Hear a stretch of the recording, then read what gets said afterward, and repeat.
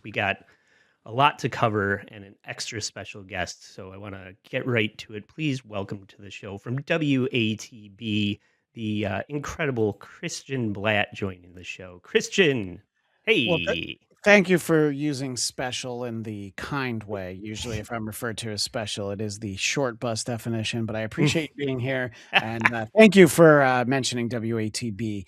Some would say the best channel on that, the best show on that channel, but I wouldn't say it. But other people are saying, I hear people are saying it. That's what they say.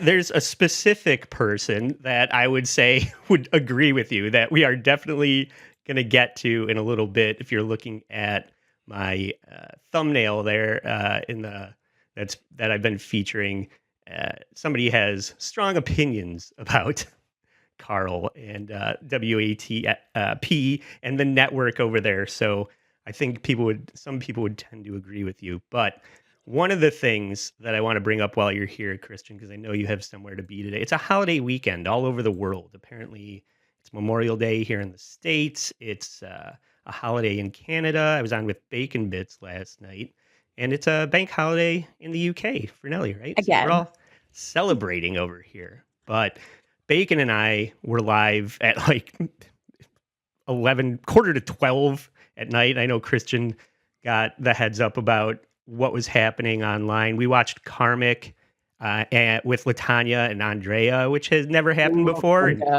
Karmic did not know that they were trans prostitutes, and he learned a lot that night, and that was amazing. But while that was happening, people were hitting up Bacon in the chat and saying, "You're not going to believe what's happening over on MLC."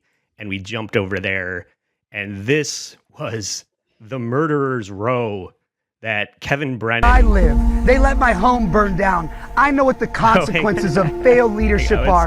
That's why I'm running for mayor. For my sons and the rest of us Angelinos that want to stop these corrupt politicians from destroying our city. Would you rather hear Spencer Pratt or hear Kevin Brennan? You know what I mean? I don't know why that's playing now. But while you're figuring that out, you're showing people there's 10 people on the screen. And I think people who know me well enough know who I know most on that screen. But let's just say someone sent me that link and said, you should jump on. And I'm like, are you kidding? There's already 10 people on that stream. And my name did come up, and somehow Chad Zumach remembers my name this time because we played a bunch of clips from him saying that he was glad he didn't go to Hackamania. And I made the point that only somebody that wishes they went to Hackamania would say as many times as Chad I did. live. They let my home burn down. I know what the still Spencer Pratt. But I couldn't imagine, like, I have a good relationship with funny man Tom Myers. I know that not everyone does, but we get along. He would have been nice to me. Liam McEnany and I, we saw The Mandalorian and Grogu on Thursday night. So we're neighbors and friends. But I mean, I can't imagine diving into that. Joey C is our next president, but I mean, no, vote for 2K, 4K, and 2K for vice president. How dare you, Christian? We are a vote for 4K on this podcast. How dare you? Nelly, I'm not saying. Listen, I'll say how I'm going to vote, but I just feel like the numbers are with Joey C. The people want Joey C. I would rather, and you can flip flop 2K and 4K. That's fine with me. I've been on stream with 2K. And I think that he would be great. But in any case, this is just, I don't know, the term nightmare fuel gets thrown around a lot now. Yeah. There's so many people talking, and one of them is Clearwater Chad. No, sorry, Jake Hudson is on that panel. Oh, yeah, you know what? Yes, you're right. The low rung on the ladder, Nelly, is Jake Huston. Yes.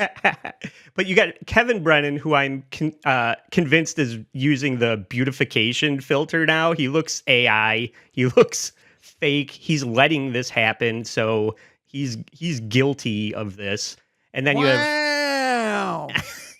have Clearwater Chad, who is not necessary, but adds nothing. I've been using the shorthand hamburger pants as somebody that maybe is a one note. It's basically the new clown shoes, and Clearwater Chad is that to me. He's actually got hamburger pants. He was eating multiple rodeo burgers during this stream, and I'm sure some of it was in his lap. So yeah, he had purchased 10 and he only ate 6 of them. And by the way, only. only ate 6 hamburgers. Yeah. I'm as much a fan as a rodeo burger as anybody else, but 10 is too many. So then here you have Tom Myers. Obviously, we watched some of this, and you have these motor mouth, like stream of consciousness people like Joey C and Scarlett Hampton in the mix. And Tom Myers was steamrolling this stream in the most obnoxious fucking way. He was just swinging a miss with all these fucking comments. And he drove me off of it. I couldn't watch it anymore because of him. Well, let me give credit to my friend Tom. Sorry, let me give credit to my friend Tom Myers just real quick. The part that I watched, he was reading all the super chats because I think KB didn't want to. And even Zumach said, Tom, you did a great job reading the super chats. So I wanted to give a compliment. I needed to, make sure I got ahead of the Tom Myers hate. And I do apologize, Nelly, please. You did a bad job. You did a bad job. If the worst person on this panel, then that says a lot. I'll be really honest. If it was him that made you switch this off, like I've not seen a lot of Tom's stuff since like Kel used to cover him a long time ago on WATP, and I actually like he's really shit. He's like a dad. He's like just full of dad jokes, and it's really poor effort dad jokes. But yeah, I can't believe he was the worst on this panel. So you're going to put me some torture though, aren't you? You like to torture me, Andy. Come on, give it to me. What? No, you're right about that. And then you got Fuddle up there. Yeah, it's tough. It's tough to isolate who the worst is. It's almost like, if you're at a buffet, not everybody's going to stay away from the same thing. There's so many there's people who hate Liam more than anyone on the stream, so it just depends on your personal preference. Yeah, I saw Liam on, just going at it with Kumia this weekend too. And plug for the poker show next Monday. I'm trying to get Liam on so he can speak for himself when he shows up there. But I was going to say, Felicia, Ron Fuddle up here, they're a problem when it's KB and Felicia together. They're just nice to each other, and it's not entertaining, Right. So that doesn't add value to this conversation. And then Liam, is Felicia still fucking comic? Allegedly not. Not really at this point. On again, off again. And then you got Scarlett Hampton, who is usually, is she, the problem is everybody was talking over each other the whole time, and she's guilty of that. Crumb, I don't really know in any single way, and he wasn't adding anything. I kept telling Bacon that they needed to lose Clearwater Chad. They needed to lose Crumb off of this because they were adding nothing. Crumb's a nice guy. I'm sure he is, but I just don't know him at all. What I'll say about Crumb is he had the best sounding audio level. It was perfectly modulated. Liam was a little hot. Clearwater Chad was a little low. Jake Huston, please, let's not. So actually, Crumb sounded the best. Zumach sounded like Zumach usually does because he had the sound effects and everything. But so that, I don't know much about Crumb either. I just know the name. Yeah. And then you got literal Chad who can't. He's just slow on the uptake, and this is a target-rich environment, and he was not landing any jokes or punchlines, and he was just there. He's been coming at me. He usually does. If he's not on point, this is him. What did you expect? Yeah, no, I didn't expect much. And then you, of course, I said Scarlett and Joey are motor mouths, but Jake Hudson is there too. So. And then, of course, presidential hopeful Joey C. I want to play a game. I don't know how much did you watch a lot of this, Christian? I think I saw a different part than you because I saw the tail end of these 10 and it went down pretty quickly to 9 and then 8, etc. Okay. So that's my question. Who do you, if it doesn't really matter if you know or not, Nelly, who do you think would be the first person that would have enough common sense to be like, this is a huge waste of my time and bail on this stream? Who do you think out of these people? I'd say Crumb, but that's only because I know Crumb. But Crumb or Joey, it's got to be one of them too. Krista, do you have a guess? Do you know? I think the part that I saw, it's actually Jake Hudson. Jake Hudson was the first person. Yeah. Stop. Did he not just lose signal in his trailer? Did he leave or did he lose signal in his trailer? That's possible. but he was having trouble, I think, getting into the conversation. And when he did, it went nowhere. So you don't say. Yeah, I know. It's shocking. Wait, R.J. Hudson? Yes, R.J. Hudson. Did you know? Oh, that was what at one point almost everybody on screen was doing a Jake Hudson impression, and it broke my brain. So I didn't clip any of this. It's very unwatchable. But to me, I was like, this might be critical mass implosion of the Dabbleverse right here. I don't know how it could get any worse than what I'm looking at here. Yeah, this is the crossover that nobody wanted or asked for. I mean, yeah, exactly. This is like Avengers Endgame with all the characters you hate. You can drop the hard hair on here, Christian. Don't worry, we drop hard hairs on here. Don't worry. From every bad movie you've ever seen. And what I did do is, just in case he was up in the middle of the night, I did forward the link to Eric Zane. So I wish he had jumped in, but he was, of course, fast asleep. I wanted him to weigh in on this, but I was like, there's nothing to be gained from me being the 11th rectangle on the screen, Yeah, you have too much respect for yourself. Yeah, although Liam did call me a coward, but I took it. I'm like, you know what? If this is cowardice, I'll embrace it. Well, Christian, I'm very glad that you're here because I wanted a local, well, not necessarily local, but a California resident's perspective on something that Nelly has been making me aware of. I didn't even really know this was happening, but the Spencer Pratt mayoral candidacy has been showing up on Instagram in Nelly's feed a lot, and she insisted I pay attention to this. And I got to say, it's compelling to say. It's hilarious. It's hilarious. I'm sorry. His campaign videos are hilarious. I love it. It's so good. It is very funny. And let me just briefly explain the geography. So I essentially live in the Los Angeles metro area, but I live in Burbank, which is its own city. So I'm surrounded by Los Angeles, but I can't vote for mayor of LA.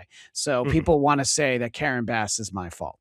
And I say, no, it's not. I thought I heard recently that they can't ask for ID when you go to vote in Los Angeles now. No, but they have records like for addresses. So you have to have a name that matches an address. So they don't look for a photo ID. So yes, I guess if I knew someone who lived, at like my old apartment when I did live in Los Angeles, I could probably try that. But but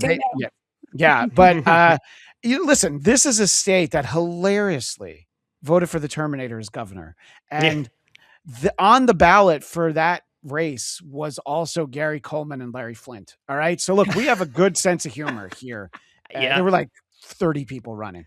So listen, we have a good sense of humor here in California, and I'm very proud of it. And the idea that Spencer Pratt, he's out raising money for Karen Bass, the sitting mayor. We have a governor election too, but she's the sitting mayor of Los Angeles. She's running for re-election. She did a terrible job handling the fires, and she's in all the videos. They switched her mic off when she was sitting with Trump after some of it. We played it on WATB. She was not really adding to the conversation. In fact, she was detracting from it. So it's a very vulnerable candidate. However, I think that people think of Spencer as kind of a goof, and he could win the primary, which is coming up on a week from Tuesday. That doesn't mean that he would become the mayor. I've been like deep into the rabbit hole of all this, and like from what I see, he's actually like really, really favors. Like everyone is really like backing him completely. There's so many celebrities backing him. Everyone's like coming out, making the TikToks. Like, we all thought, like loads of like YouTubers and everything, like, oh, we all thought Spencer Pratt was this like bully on a TV show and he was just this privileged dickhead, but no, he's out here and like he's doing the good work, and there's people like backing him massively.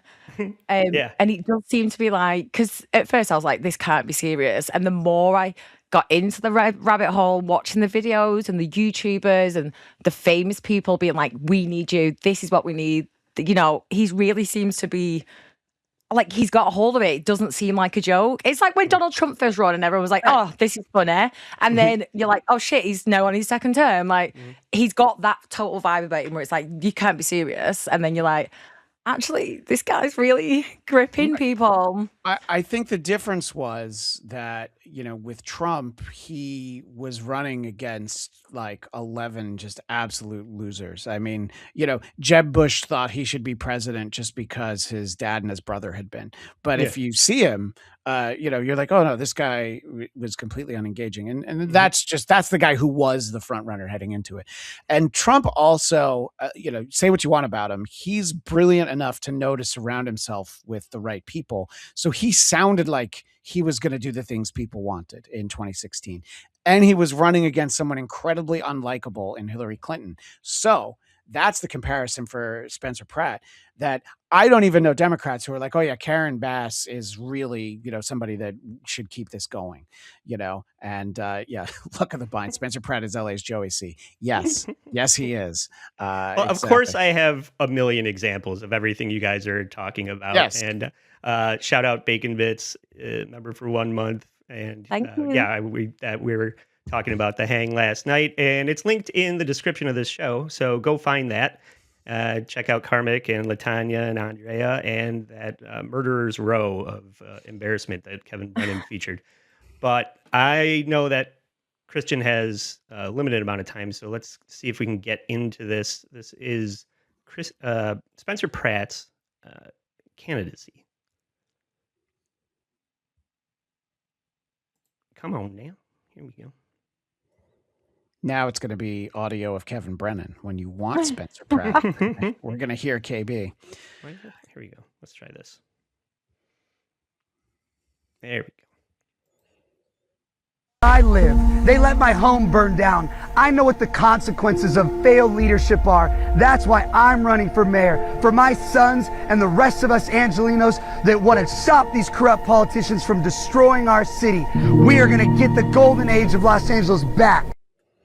So the wildfires took his home like it did a lot of people, and he has a big problem with the mayor letting the reservoirs run dry, not having infrastructure in place that for an event that seems to happen on a regular basis, right? Christian, you should be prepared for a scenario like that. That was a level that I think was unprecedented in the Los Angeles metro area, in that usually the celebrity homes are okay, but I mean, you had like Martin Short, Billy Crystal, and I said celebrities, so I won't mention Whitney Cummings, but I mean, people who like literally like everything was gone.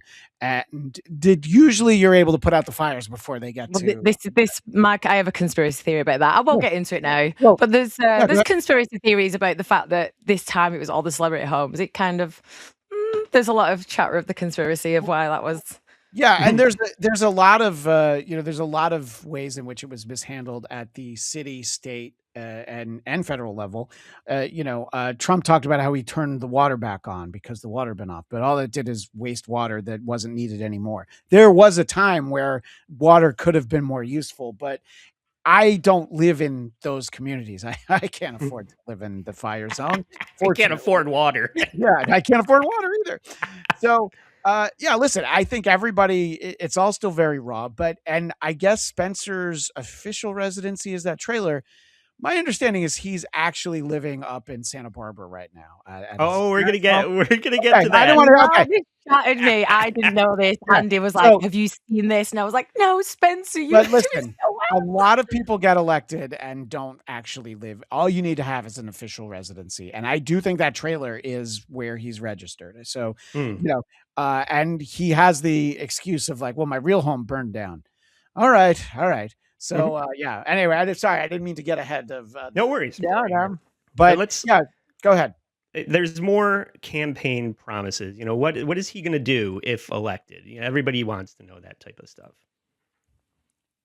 Guy Juan from Clean LA, he moved here from Ecuador, and he said it's the dirtiest thing he's ever seen his whole life. So he just started cleaning up trash. This is Spencer on Joe Rogan. So he's. By the way, can we talk about his hat that has the Dodgers logo? By the way, if there was an L in his name, it would be great. But so Pratt with the LA, the Dodgers logo. So you're Bladt? Is he trying to be me? I don't quite know what that is. Yeah, it's pandering is what it is. He's always wearing his wife's merch and this pandering hat, and he's doing all the things to appeal this just made me realize that I could make a Bladt hat with my name on it with the Dodgers logo. There you go. Now you're thinking. All right. Thanks, Spencer. Posting it, and now people will give him GoFundMe money, and he cleans more of the city than the city. And I had him on my podcast. I said, "What's the problem here, Juan?" And he said, "People don't care, Spencer." And I said, "So when I'm mayor, I hire you. They want $1 billion for the trash." He's like, "I can do this for easy $500 million." I said, "Okay, you're hired, Juan." So the guy who's doing it for free now says he could do it for $500 million. Well, he technically doesn't do it for free. He gets GoFundMe. Oh, you know what? You're right. Yeah. He doesn't. Yeah. But Nelly, to your point, I saw that video. Andy, you sent it to me, but I watched it on my Instagram. And several people I know had liked that video who I'm like, oh, I wouldn't have struck them as people that Spencer Pratt was connecting with. And so I think that if you can make enough common sense arguments like that, like, look, here's this guy who knows the city is dirty.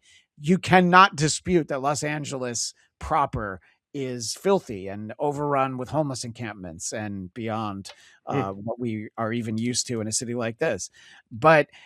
And you're like, oh yeah, I can fix it and it'll cost less. That is the sort of, if you build up enough of those people, like, yeah, why not? Karen Bass sucks. But right now, I think the only people who can vote for him are people voting registered as Republicans. So they're going to vote for the primary. And I think he's very likely to do well in the primary. I don't know that he has a chance in a national, in a citywide election, just because of, all the people holding back their money at this point. But well, unfortunately, that guy has been deported by ICE. So much for that campaign promise. So now it's $600 million he needs. Yeah.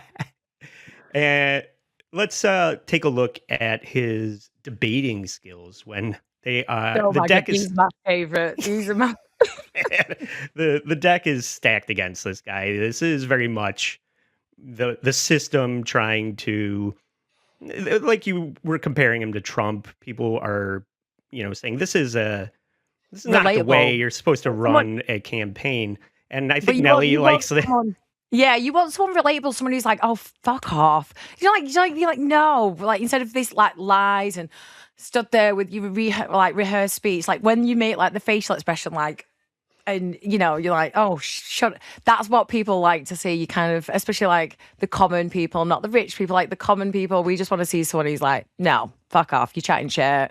Like he's makes it relatable, even though he is a millionaire. Like he kind of makes it feel like he's just a man of the people. Yeah, well, he's speaking truth to power, I think. She's an incredible liar. Everyone on their phones, Google it. 40 weather stations in the Pacific Palisades. It never went above 40 miles per hour. She is referencing the Altadena fire. I have to interrupt you. No name calling, please. Lied, though. But no name calling. We should call me a liar. I don't believe she did. I did not hear that. This up. I did not. We're not going to debate the issue. We're at a debate, but we're not going to debate this issue. Well, yeah.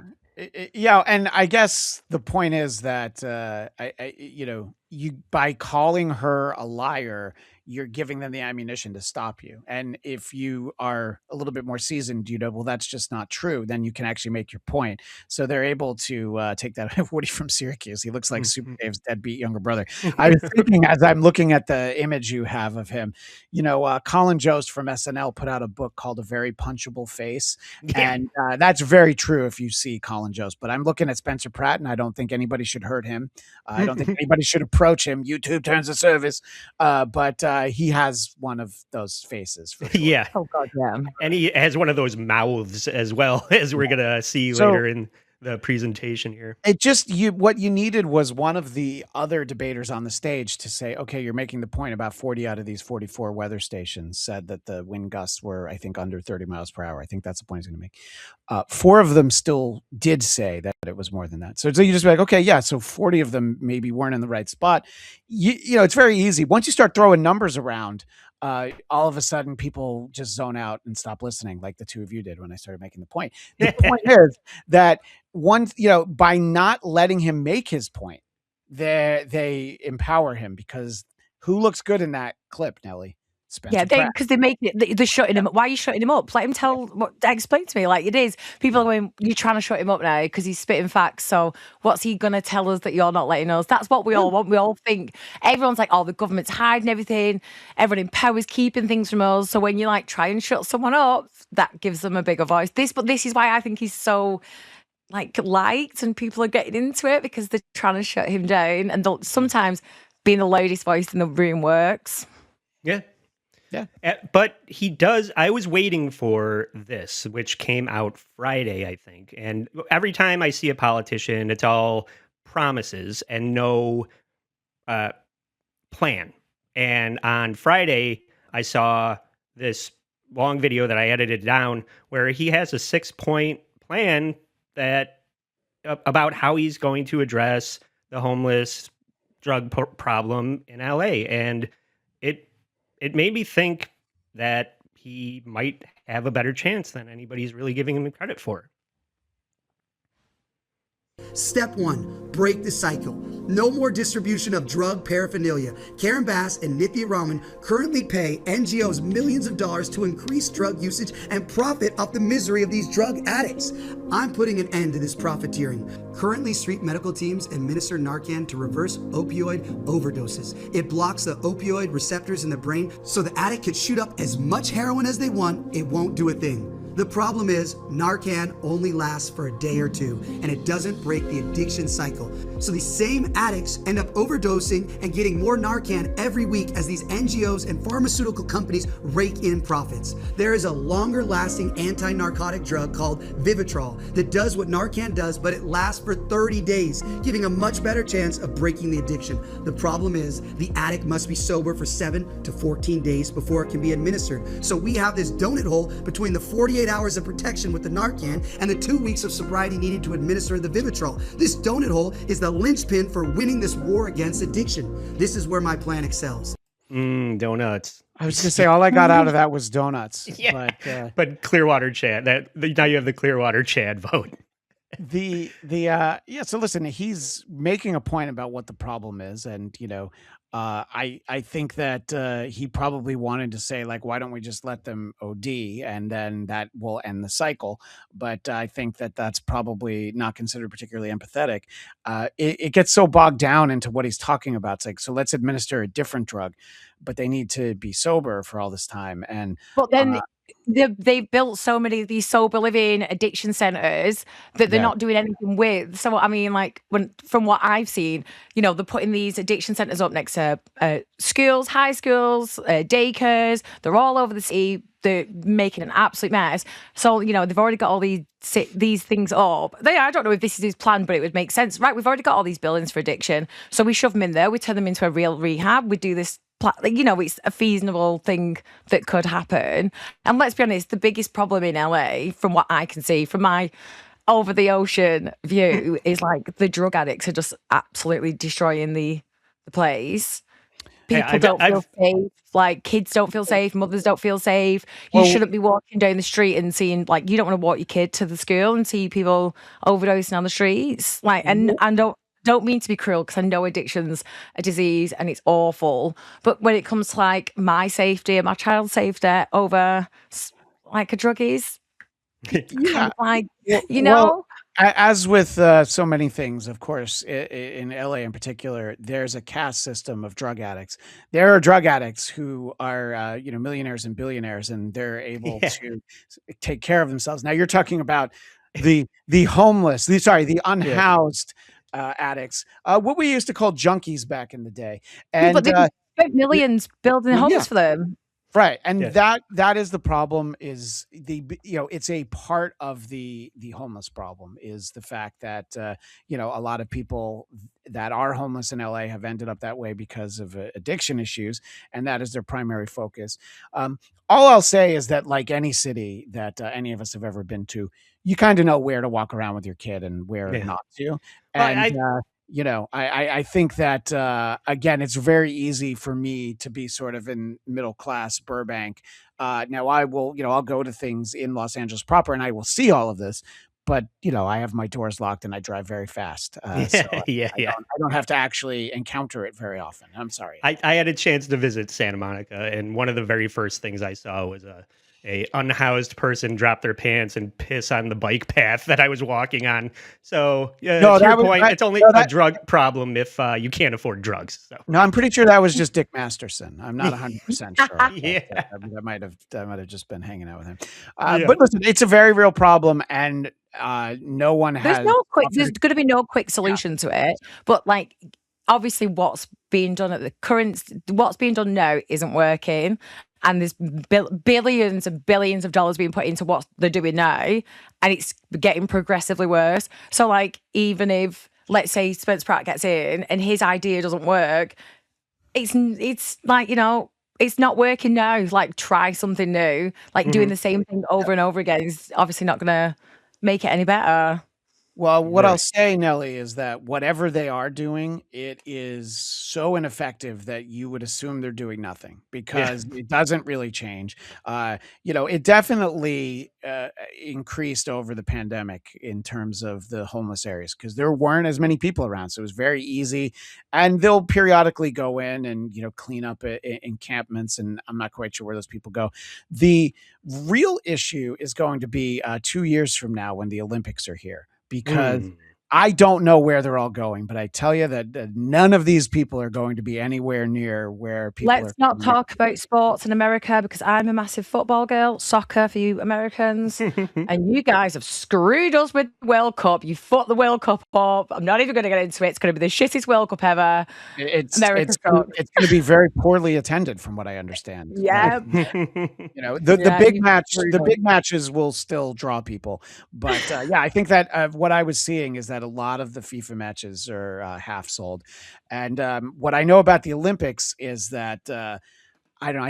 I think that we were able to get tickets for like women's archery or something, because we couldn't get any of the, we couldn't get anything that we wanted. So we settled for, I honestly don't even remember what it is.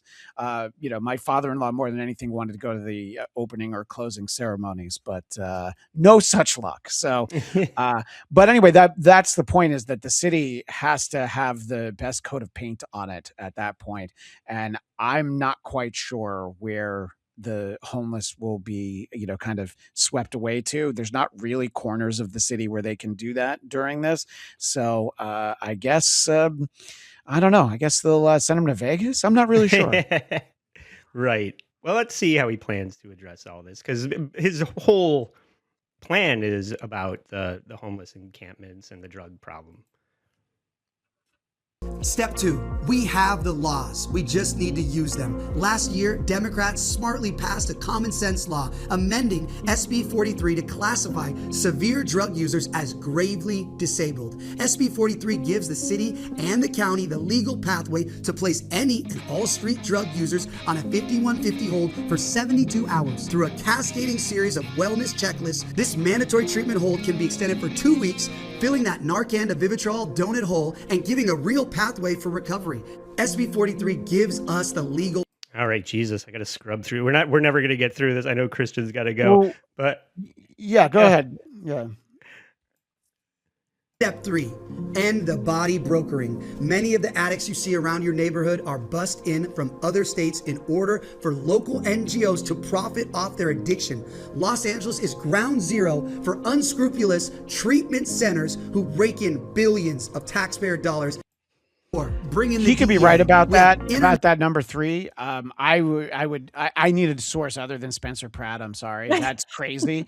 Look. Nothing would surprise me. Big Pharma, it's the enemy. Big Pharma's the enemy. Yeah. Well, yeah, exactly. It all comes back to Big Pharma. So you're like, okay, yeah, look, I believe it. It's entirely possible. Hey, look, Jake Hudson's here. And the idea about the holds, that you can hold someone for 72 hours and then increase and hold them for, was it 14 days? Is at a certain point, people shouldn't be able to be detained if they don't want to be.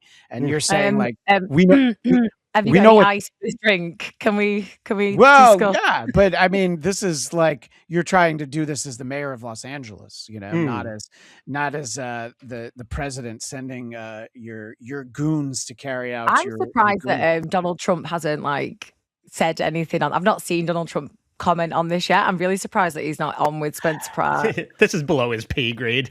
Yeah, it wouldn't surprise me though. And if Trump never comes out in favor of Spencer Pratt, it's because Pratt didn't make the right overtures. You definitely have to kiss the ring. You have to suck up to Trump, and then he doesn't care about California in general, just because it's a blue state. So. No, I hear him say that if the elections weren't rigged, he would win California. So I don't know what you're talking about. And I'm sorry, Spencer Pratt's a white man in his 40s. Why wouldn't Trump support him? Yeah. All right. But real quick, part 4, bringing the DEA. Now he's waging a war on the Mexican cartels. Bad idea. Let me just say, step 4 is where your plan decelerates as opposed to excels. Unless he's hiring John Rambo, who I saw take out a cartel, I think it might not be a good idea. Yeah. Yeah. And then step 5 is what? Modern treatment facility. Okay, now we're going to invest a lot of money in infrastructure for treating all these drug addicts, which is probably, they're a treatment that they're not going to take advantage of. And let's see. Oh, okay. Step 6. Oh, where is it? Here we go. I didn't even realize. I thought he had a 5-point plan. I didn't realize. Yeah, they will serve the communities they transgress. Oh, yeah. Step 6, put them all to work. That's what drug addicts are good for. Free labor. Do you know what, though? A lot of these drug addicts will be people who've been made homeless, and the drug addicts, because they're homeless, and, it's like a vicious cycle in it. So, like, giving someone a job and a purpose and, rehabilitation, is that the worst plan? Is that, like, a bad plan to go, like, let's get you clean and then let's give you a job? On paper, it is actually a great plan. We're going to put these resources in there to help them get clean and better themselves. So let's then put them to work.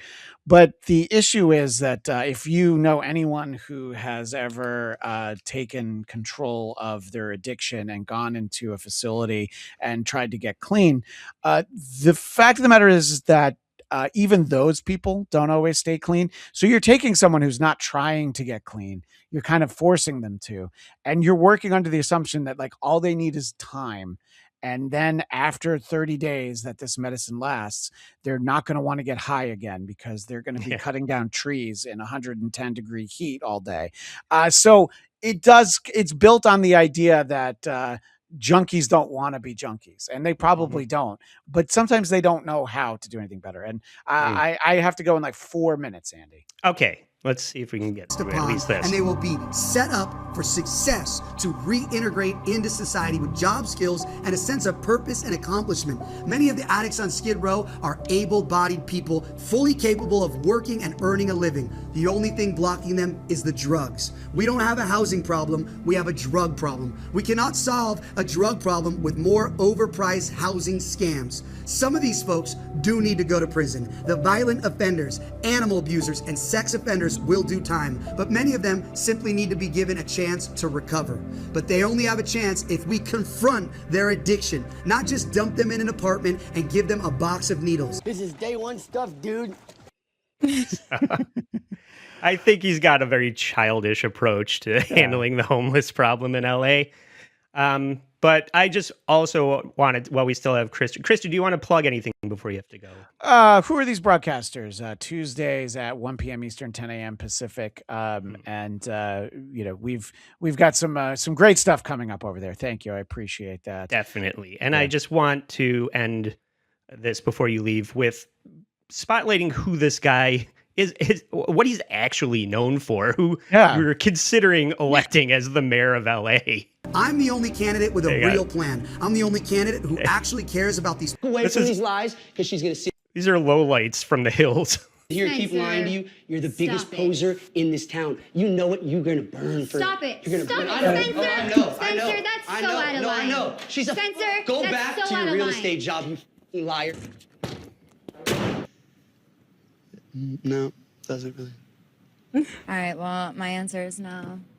Sweet. My answer is get out of my car.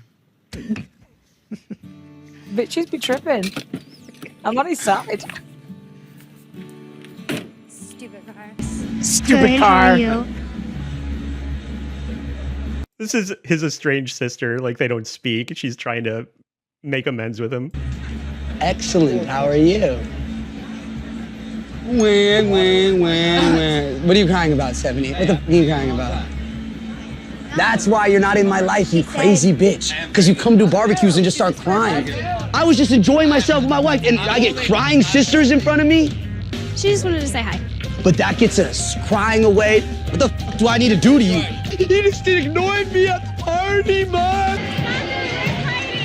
You're the lamest girl in this club. So, listen, later today, I am going to be at a barbecue. And if somebody comes up to me crying, I'm going to be pretty pissed off. And listen, Spencer's not wrong about everything. But yeah. And, Pest is in the chat and he says he has his vote. So obviously, if the great Pest, who everyone should support, our favorite Clippers, including Pest, if Pest thinks that he should be good. But the moral of the story is that he is looking at it as a civilian in sort of a simplistic way. Obviously, he's talked to somebody to help him put these 6 points together. I think it's making a lot of assumptions about what it's going to do. And there are other problems in Los Angeles apart from the homeless, but homelessness is a bigger problem than just the addicts. There are plenty of other people who are homeless. I knew someone who found themselves homeless in Las Vegas, of all places, for 7 weeks, and it's not necessarily, it's not even through a fault of their own. So I would say that it's putting a Band-Aid on like a 10 bullet hole gunshot wound, Right. I mean, but listen, I feel like he's going to still be in this thing. I feel like he could win this primary, and then there's a runoff system. So he might be sticking around for the next few months. And Andy, if he doesn't go away after June 2nd, then I would love to be back on and talk more Spencer Pratt with you. Okay. Yeah, we'll see how his campaign progresses. But thank you so much for lending a local perspective. Yes. The boots on the ground correspondent, Christian Bladt. Thank you for... Can't wait to see your new hat, Christian, when you've got it done. My Bladt hat. Yes, exactly. Reach out to Gummy Chainsaw for that. Yeah. Yes. Well, thank you for having me. And Andy, next time I'll make sure I can stay the whole episode. Apologies. No worries. Apologies. Yes. So, all right. Have a great holiday weekend. Thank you, Christian. All right. Bye-bye. Bye. All right. Well, thanks to Christian, and thanks to everybody that's hanging out in the chat here. Why not hit the like button? Why not hit the like button and super chat and super tip like 2K Puppet here. Do you want to read this one, Nelly? Yes, 2K Puppet, $5. In the broad jump event at the LA Olympics, the contestants will be jumping actual homeless broads. Just lining them up. The delightful Donna G is also here. Oops. Oh, you need to take 2Ks down. Yeah. I got a problem with my... let's see. Does that work? How does this work? Oh, whatever. I can't even see it on the... It's all right. I'm still figuring out super tips, guys. This is... It's not easy for me, but I'll just read it. How about that? Hello, folks. Holding space this weekend for all who served and never came home. We remember, we honor. Oh, Donna G paying her respect. And sending us $10, supporting the show. Thank you, Donna G. Very much. Donna G's the best. All right. I just thought that it would be good to... Spencer's got a love-hate relationship with TMZ. Apparently, he's been corresponding with them and trying to drive awareness to his campaign. So it's it's a relationship that he's trying to hold on to, but also they're calling him on his bullshit here. Being in that trailer, it was a high point of the commercial, but you're at the Hotel Bel Air. So kind of undo that for us. No, to be clear, that is where, excuse me, that is where I live. That's where Karen Bass Mayor Bass, burn down my house. That is where I will live until I have a new house. The Airstream is a temporary facility. A hotel is a temporary facility. Where my kids are in Santa Barbara right now is a temporary housing. This is where I live as this is where they burn my house down. So this semantics or the nuance of this is the consequences of their failed leadership. And again, I don't live at the Hotel Bel Air. I don't live in the Airstream. I don't live in the Santa Barbara. I don't have a house. So for these people that want to focus on where I sleep at night, first off, I don't even sleep. I get 4 hours of sleep because I'm fighting these corrupt freaking politicians all day long. There's something to the point where you say in the ad, this is where I live, while you're standing in front of a trailer. I think the reason that ad was so effective with voters is because you did draw this visual comparison of where the mayor lives, where Nithya Raman lives, and where you live. So you're showing where they live, and then you're saying, this is where I live. But for the last month and a half, you've been at the Bel Air Hotel. I haven't been at the Bel Air Hotel for more than 6 days in the last month. This is all public. Right, but that's where you've been staying. I know you may not have actually been in it. No, I've been in Santa Barbara, where the LA Times reported where I lived and doxed me. That is where I live. Period. But but are you saying you live in that trailer? I don't live anywhere, is what I'm saying. I don't have a house. They burned it down, Harvey. This is such a politician move, isn't it? Like, not admitting to, but to be fair to him, like, he doesn't live technically anywhere if his house is burnt down. He might go between the places. Come on, I mean, let's be serious. He's a millionaire. Like, he's not anyone who believed fully that he was living in that fucking trailer. Yeah. Come on, like, we all know he's not really. It's making a statement in it. Like, my trailer's where my house should be. This is technically my home. This plot of land here, this is my home, and all that's on it is a fucking metal tin. So I'll let him slide. I give him my thumbs up for that. I'll approve that. Yeah, it's a whatever. It's a bit. It's a tool. It's a way to make a point. But yeah, they're calling him on his bullshit. It's very cinematic. All these like wide angle shots that he does for his promo videos. It's all very cinematic. It's to grab people's attention, and it's working. Somebody who I reached out to that also lives in LA says there's a lot of AI generated billboards around town of him rescuing dogs and. Yeah, I've seen this. so funny. So he's working the angle and getting a lot of attention. But the best thing he's done is bringing up the dogs, because they are killing dogs. These are like drug addicts. And like, who doesn't fucking love dogs? Like, if you're like sat here going, oh, Spencer Pratt's fighting for dogs, like, you can't then just go, oh no, well, no, I don't care about the dog. You've got to care about the dog. So Spencer Pratt, you've got to be on his side, because who wants dogs to die? Yeah, exactly. Like, we all know the worst movies is like, if I go to watch a film with someone that's a dog in it and they've watched it, I'm like, does this dog die? Because I'm not watching the movie unless it's John Wick. I'm not watching this movie if this dog fucking dies. Don't watch the new Punisher one-off on Disney no, with the Plus. black guy. Yeah. I seen the clip of it. No, yeah. Oh, it's awesome. It was really good. Speaking of like something that's like John, it reminded me of John Wick and Dredd. So really good. Check that out.